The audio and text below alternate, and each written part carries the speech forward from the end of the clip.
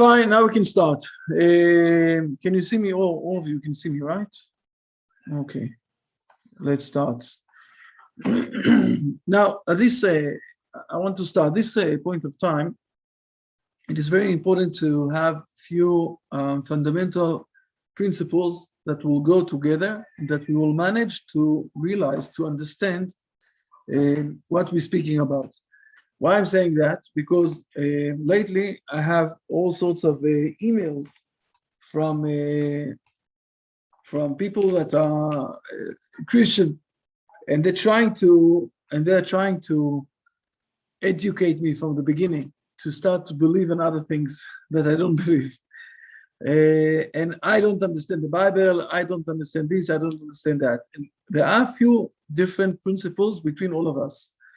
And this is why we did this chapter, the chapter of the principles, where we can find, I will say, the fundamental ideas that are guiding us and will help us to go to the right mindset with the things that we are learning and doing in our life. I'm speaking clear enough, right? Everything is clear? Okay, fine. Okay, good. Close yourself. So let's start. The first one is what is being said in Exodus 20. This is where God is speaking with the Hebrew nation in Mount Sinai. And Mount Sinai, everybody saw, I will say, we didn't saw God, but we heard God, and he said to us all sorts of 10 commandments, that a bit more than the 7 commandments.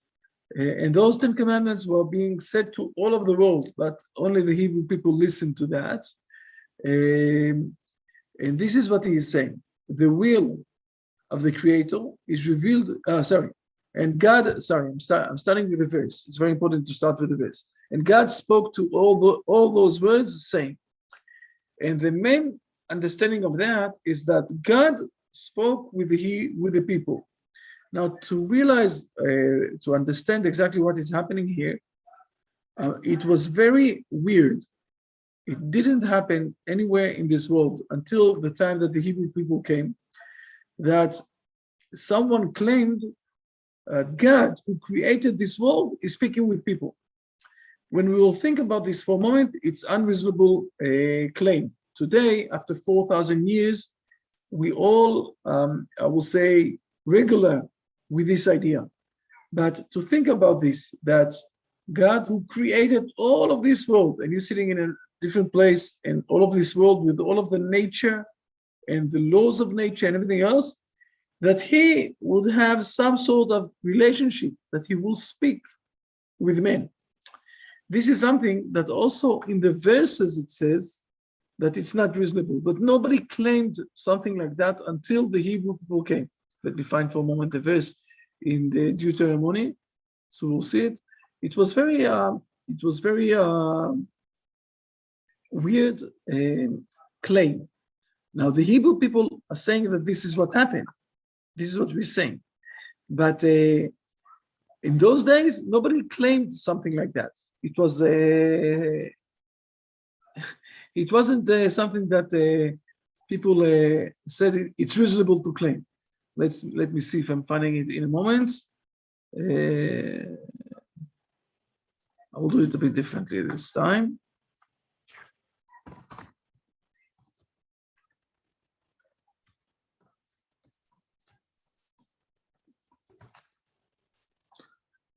This is a verse. Here it is.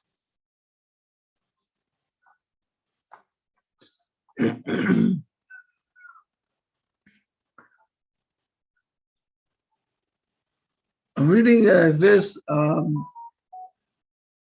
verse number 32. For ask you regarding the early days that were before you. Okay, ask everybody from the days that were before you, since the day that God created men upon earth.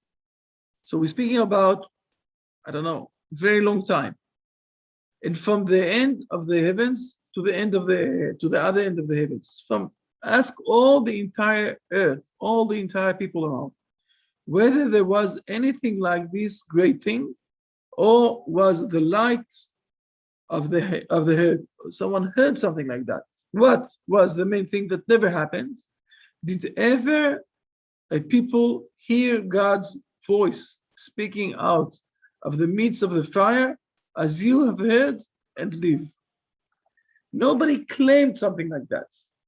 We saying, okay, and this is what we're starting. This is the verse in Exodus 20, that God spoke with the Hebrew people. Nobody claimed something like that. This is something amazing. People said that they are worshiping, I don't know, a small idolatry who is in their area, who will bring them rain, who will do this, who will do that. But nobody said that they can speak with the one who created this world, and they can listen to him, and he wants to speak with us. And this is the first thing, the first fundamental principle. Again, I'm saying today it's much reasonable. People understand that. People know that they are prophets. But in a moment, I will explain a bit more, and we will see how much we don't know exactly. The will of the Creator. I'm reading point number 1. The will of the Creator is revealed to human beings through the conduit of prophecy. The word prophecy is saying basically that we are speaking in a different dimension. Let me try to explain this a bit. I will read also point number 2, and then I will try to explain this. The ultimate prophetic revolution is the giving of the Torah from heaven by God. To try to explain this a bit, let's go to when we were kids. One of the things that I liked to play was in the maze. Do you know the maze that you're getting on the paper, and you need to go from one step in the paper to the other step of the paper, and there are a lot of places that are not letting you to go? The maze, okay? When someone is inside a maze, I was once in Australia with my kids, and I went to a real maze, okay, where you're going inside, and the walls are very, very high, and the only way of going out is by coming to the tower in the middle of the ways and looking on the way out. So this is a maze. Maze is a place where basically we are living in 2 dimensions. There's forward, backwards, left, and right. That's it. You don't have the upper level. When you have the upper level, this is where you're breaking the maze. You can see where exactly to go. When someone is living only in 2 dimensions, this is one thing. We in our world are living in 3 dimensions. We also have the up and down. This is another dimension that we have. There is another dimension in this world, the dimension of the prophecy. Let's go, for example, if someone is living only in 2 dimensions, and someone else from the 3 dimension is taking the chair and moving a chair from one place to another. The one in 2 dimensions who can't see the chair, because the chair is also is going upwards, not only going, he will see 4 dots of the legs in one place, suddenly 4 of them all together moving to another place. So for him, it's a miracle. He can't understand how come those 4 dots of the legs are moving from one place to another, exactly one next to each other in the right place, without breaking the order of those 4 dots. But when someone is in the 3rd dimension, he understands. He moved the chair. The chair is with 4 legs, and they are all connected one to each other. We need to understand that the prophecy is another dimension in this world. We don't have today the prophecy. Okay, we had it 2,400 years ago. People came here, people spoke in the prophecy level, people made prophecies. The most famous story is in Kings 2, where one of the enemies of Israel came to Israel, and he was with a very big illness, and he came to the prophet that will tell him exactly what to do, so he won't be ill anymore. And the prophet told him what to do, and he did it. And he said to him, now I know that there is God in Israel. The God of Israel is the God who created this world. So uh, today we don't have the prophecy, and we need to realize that, because only after we will realize that we don't have the prophecy. Don't stop. I know, just a moment. Let me do stop share. No, it won't happen. Yes, let me do stop share. I will share it again. Now it won't happen. So when someone, we need to realize that we don't have today the prophecy, but we had once, 2,400 years ago, it went away. Since then, God is not speaking with anybody. He's not speaking with us. But we have the sages of Israel, not all of them, but some of them, who preserved this thing of prophecy till today. If we will open the beginning of the Bible, we will see in chapter number 1, straight after God is creating men, he is speaking with him. And it's reasonable. It's not reasonable that God will created this world, will created men, will give him knowledge and will give him the ability to think and to recognize himself, and won't speak with him. It's not normal, okay? When we are buying washing machine, for example, so we're buying also the all the details how to organize and how to work with this washing machine. The one who, all the manufacturing ideas how to work with this washing machine. Same thing with any other thing that we are buying. We're getting also the manufactural way how to work with this thing. And the same thing is with God. God created this world. Except for men who have a free will, all of the rest of the world is under the laws of nature. Fine, but men have free will. Men have the ability to say to God, no, I don't want to listen to you. Therefore, it's reasonable that God also will speak with him. And this is what is happening since the beginning of the world. And the Hebrew people are saying, yes, we got the words of God, and we understand that. He spoke with us, and we need to message this to all of the world. So this is, if I'm saying, this is a point number 1, the fundamental principle number 1 and 2. And from there, we can continue on to the next parts. Sorry for that. Whoever claims to be prophet sent by God to instruct humanity must first be directed towards the sages of Israel in order to determine his authenticity and the degree of obligation to listen to his words. There is a way how to, I will say, there is a formula the Hebrew people are holding in one of the books here behind of me. It's a very complicated formula. When someone is coming and saying, I'm a prophet, God spoke with me, I know what to do. Listen to me because God said to me what you need to do. It's not, okay, I'm listening to you. No, it's not working like that. And I know people also today who thinks that they can do those things. Okay, it's not working like that. Okay, you think that God spoke with you? Fine. We're not saying no. We don't know yet. Let's go to the Hebrew sages, and we will do the tests. The Hebrew sages, nothing. The Hebrew sages. The Hebrew sages are the relevant Hebrew sages. Will do there are a few. We call this the Kabbalah. I'm sure that you've heard about this word, Kabbalah.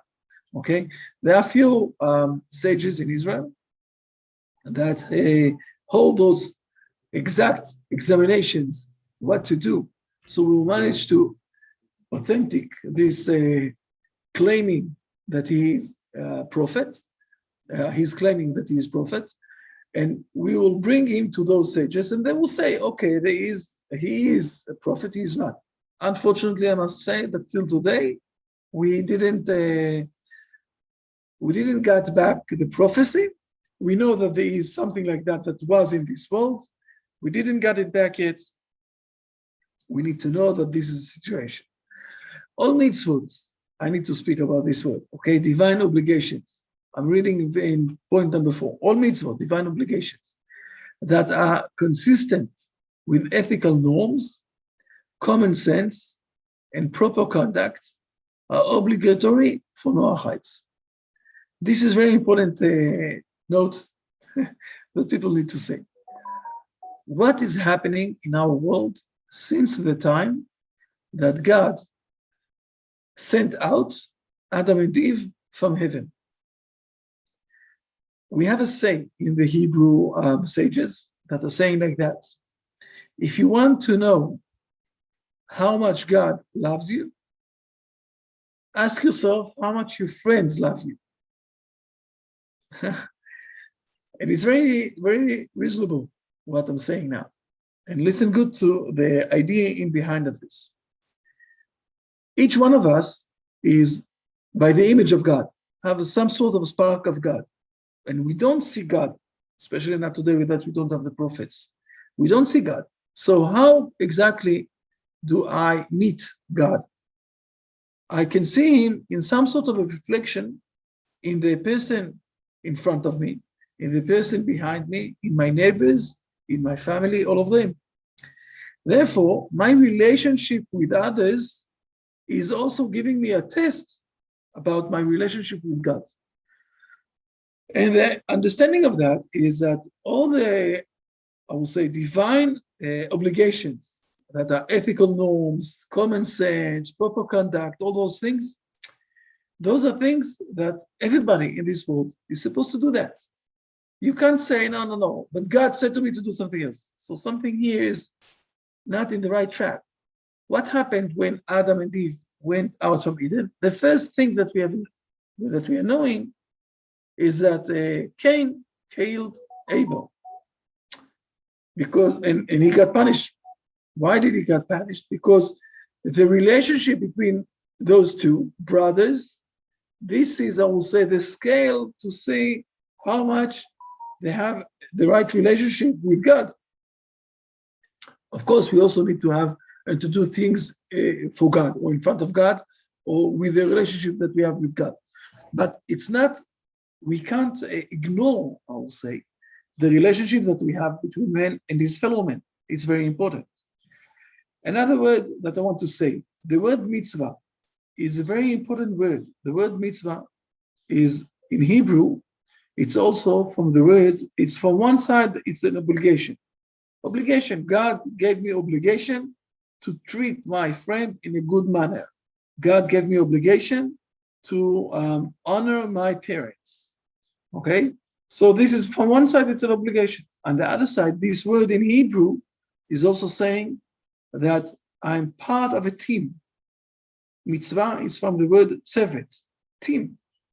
When I'm doing God's obligations, basically I'm becoming part of God's team.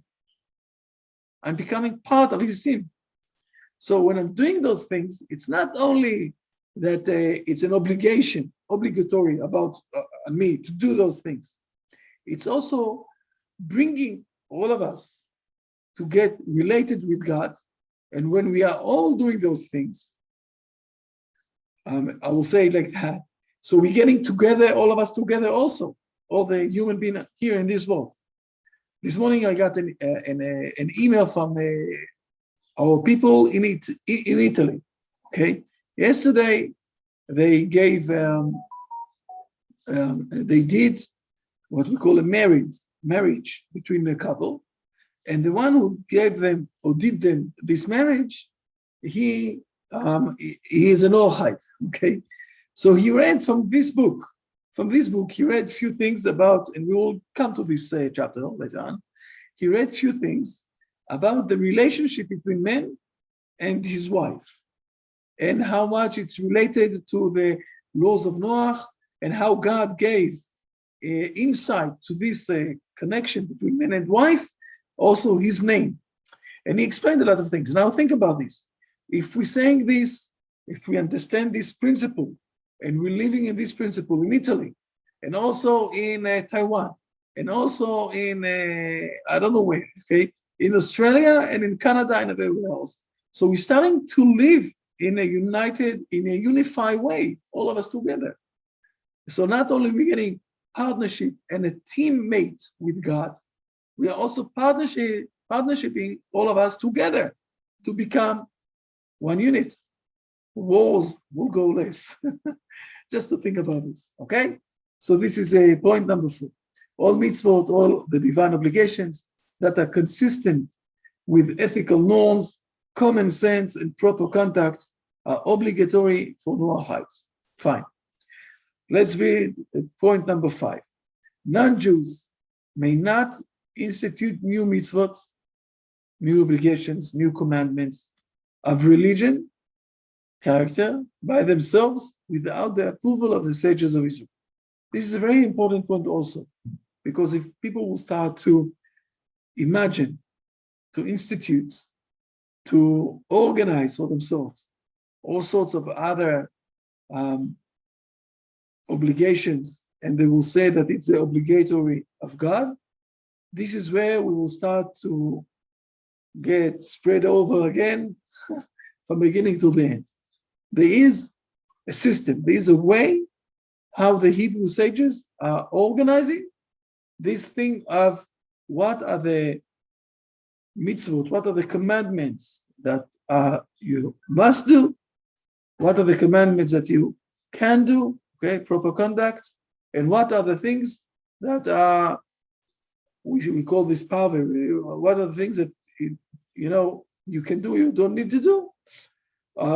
Whatever you will do, it's okay. It's some sort of a middle thing. And what are the things that you're not allowed to do? But you can't do this by yourself. But there is still very important point to mention here. There is a difference between countries. Because, for example, I will give an example. When is the time that, when is the age that we're saying that someone is being obligated to behave and to do those commandments of God? In Israel, we have the dates 12 and 13. 12 for women and why? The reason is very simple. This is the age where they can give life. The biological system is starting to work. From the moment that they can give life, this is the obligation of that they need to start to do those commandments of God. In other places of the world, it's working a bit differently.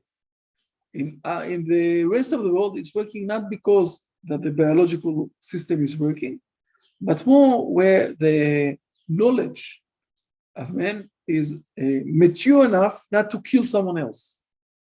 Think about this. When are you giving license of car in Thailand? Age 16, 17, 18, something like that, right? Why are you not giving this before that? Because people are still young, too young, and they might use this thing of driving not in a mature way, and they might kill people, okay? The same thing with giving license of rifle. Now, the age where people are mature is different in the Filipinos, in Thailand, in Canada. They are very spoiled there. It's be also 21, 22.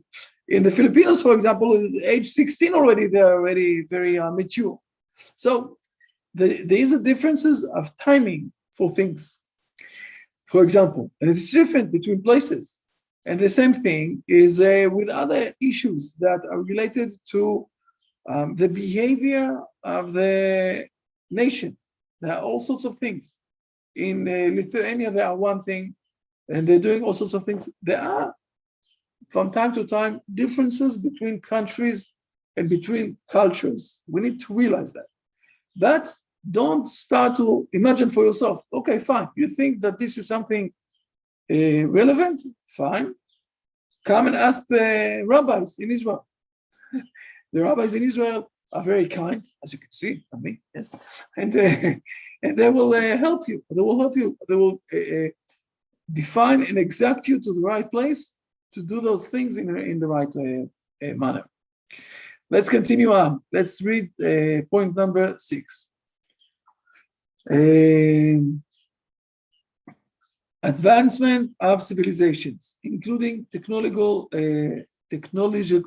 progress, expressions of knowledge, moral elevations, and concern for the health of all creation, is an undoubtedly principle in a world functioning in accordance with God's will.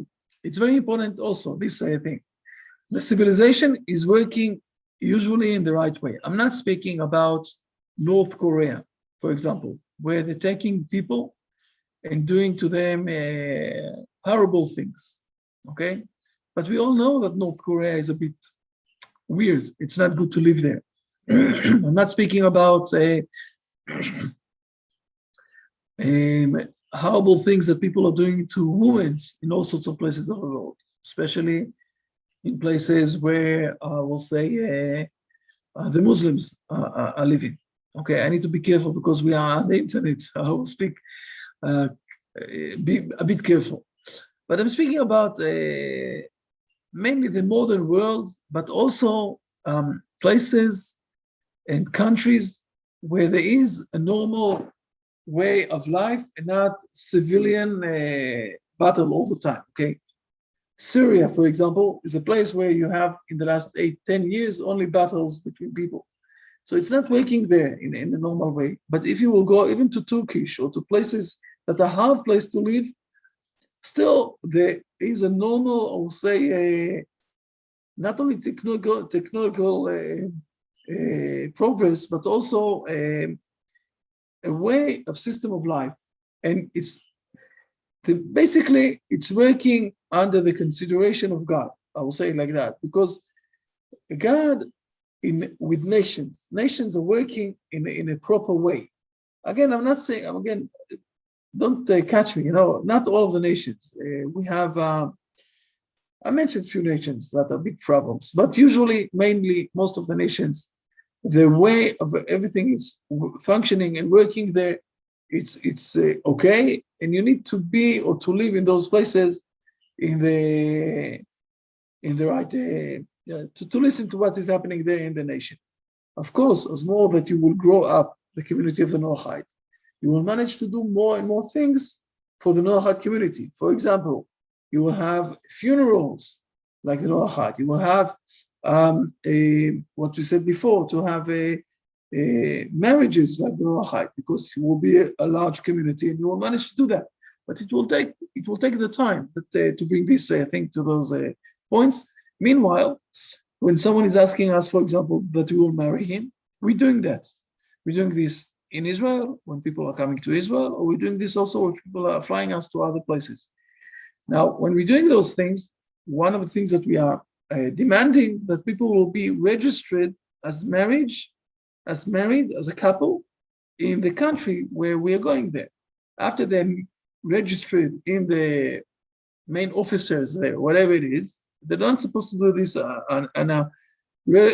Today, most of the countries, you don't need to get registered as married in a church. You can do this in the city hall, okay? So we're asking them to get married in city hall or to be recognized as married people. And then we're doing the religious ceremony, and we're adding the religious side of the Noahide inside to this marriage. But why that? Because the main principle is that usually what's happening in the country is okay. Okay, this is a normal thought. Don't be afraid. No one is inviting us to North Korea. The government is not letting us to go there. So most of the places that we are going, those are places that are normal places, and things are working in the right way. I'm reading number 7. Regarding Noahide laws, whose details were not explicitly discussed in the Talmud or rabbinical literature. Okay, we have all sorts of laws that, I will say it like that, in the last 2,000 years, we didn't really worked, discussed, and organized those laws. We were more the Hebrew nation. The Hebrew nation were more trying to save their lives from all of the problems that they had, okay? So certain sages of Israel hold they should be decided according to the stipulations of Jewish laws. Other sages of Israel hold it is the responsibility for Noahide sages to certain definitions of those matters according to their best judgment. So there are two ways how to deal with things that are not treating specifically to the Noahide. If this is supposed to be only in the Hebrew nation, sages, or also the sages of the Noahide can discuss about those things and decide for themselves. Particularly speaking, the second opinion is a prevailing one, okay? We prefer with all sorts of mitzvot or other things that are not discussed at all anywhere, okay? Not in the Talmud, not in the Rambam, not in all of our books, that the sages of the specific nation will have the discussion and will decide things. Of course, those sages are supposed to be Noahide. Of course, those sages are supposed to be smart and also to behave in a proper manner. Okay, you can't behave in a not proper manner and say, okay, but I'm a sage. It's not working together. Okay, so we prefer that the sages of this specific country will have, and this is where we will find that there are few ways how to worship God, because it might be that the sages of the Singapore will say one thing, and sages of Italy or sages of Germany will say something a bit different. It's okay. It's okay. Okay, everybody who have kids knows, or have brothers and sisters knows, that nobody is the same. And this is part of the glory of God, that we are all very different. And also the nations have a bit changes one from each other. And this is part of the glory of God. It's like taking a diamond, putting it in front of the light of the sun.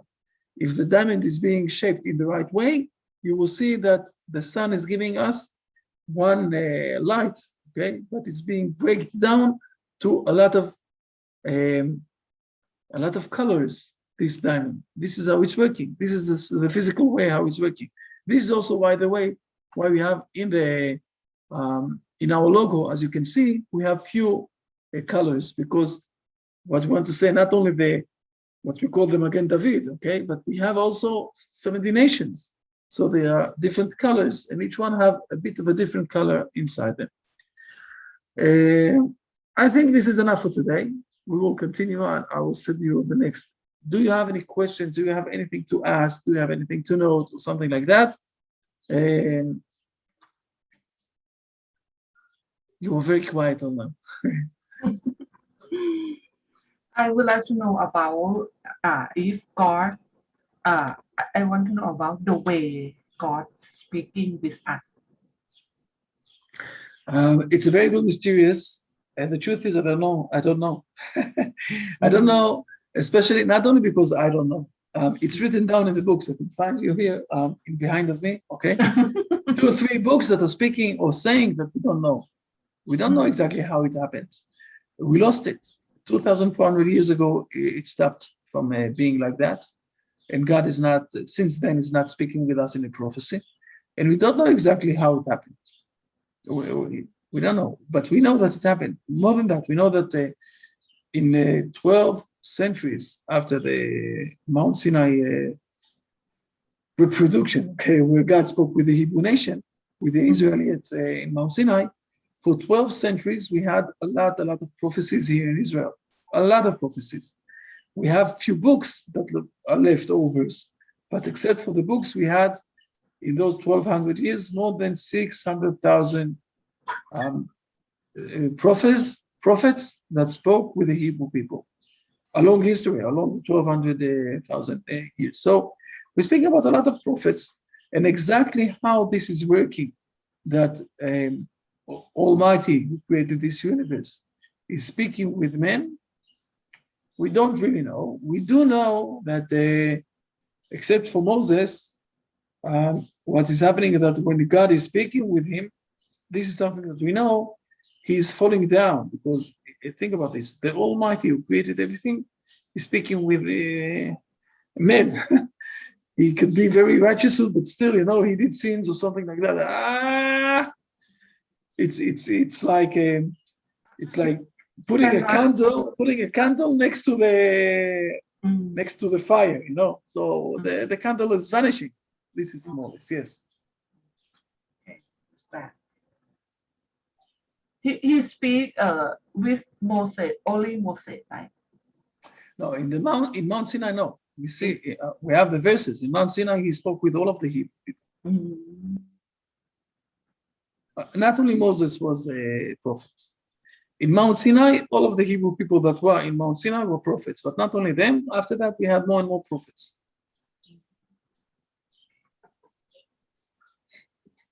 Okay. And now if someone told you that God spoke to him, do you believe him or you just Or not? listen? Usually, I'm listening, and if I have the power, I'm taking him to a nuts place. It's probably this is what's happening. You know, it's usually those are weird people that you know they're not feeling 100% okay. Yeah. This is And usually what's happening today. Yes. normally, rabbi in Israel, they not speak like,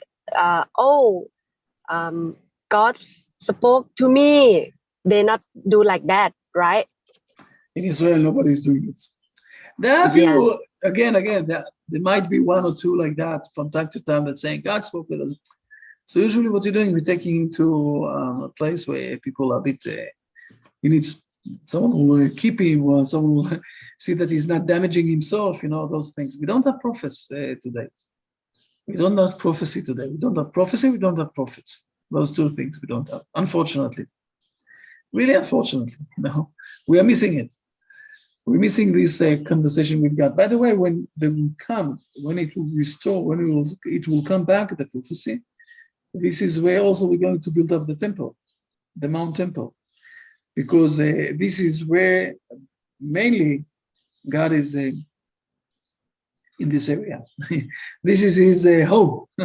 This is his homeland, but this is his home, Mount Temple.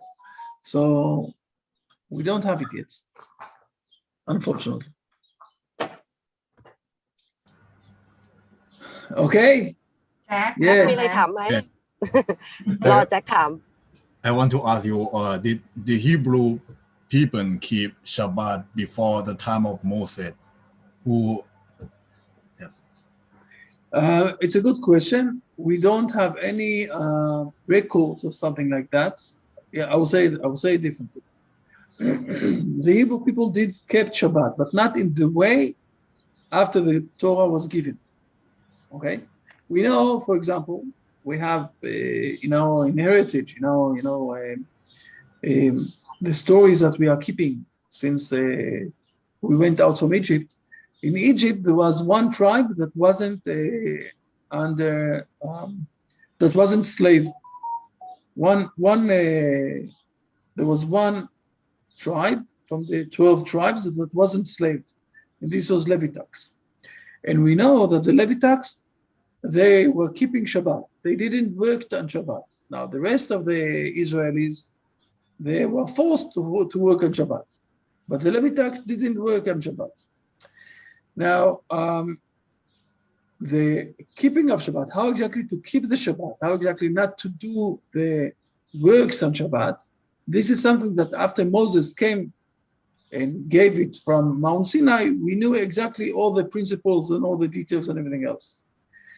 But for sure, they kept the Shabbat before, but not in the main way that we are keeping the Shabbat today. And if you will go inside to this a bit more, you will find that the way that Moses spoke with people how to keep the Shabbat and how they did it in the first years before they went out to the first exile in Babylon, it was a bit different. And when they came back, it was even harder. You know, the things grew up with the Hebrew nation. Don't forget, we are already for 4,000 years, our nation, okay? Not 2 years. So things are also grew up, and also the technology grew up, you know. Today we have electricity, but it could be working on a system, an automatic system. It's not I don't need to open the light and to close the light. It's working by itself. When I'm saying to this before Shabbat, I will say to this when to be open, when to be shut down. So So the things are changing, and we need to know how exactly to work with this, and this is why we have the sages. But yes, we mentioned the Shabbat. The main day that we kept was Shabbat in a different way that we doing it today. Thank you. Fine. Excellent. Was very great to see you again. I will send you the next part. We'll speak about it Yes, thank next time, so you. we'll manage to see it. Please. And, Please. and regards Today to you- Lee also. Yes. Today you look casual. Yeah. I said. So I And will tell you again. Today we have feel fine. today we have a fast. We are not eating. I didn't eat today. Okay. Why do we have a fast? We have a fast because we are remembering the destroy of the Temple Mount. Mm-hmm. Okay. Today, something like 2,000 years ago. 2,000 years. 2,000 years ago, they broke Mm. the walls of the Jerusalem city. In another Mhm. 3 weeks, they burned the Temple Mount. So today we're doing a small fast. So I didn't eat anything from the beginning of the day till now, and this is why you think you see me a bit, a bit less than usual. I'm sorry. Next week you will see me with all of the energy, but Okay. Okay, thank you. Thank you. not a problem. Bye. See you all. Bye. Goodbye, Rabbi. God bless Bye. you all.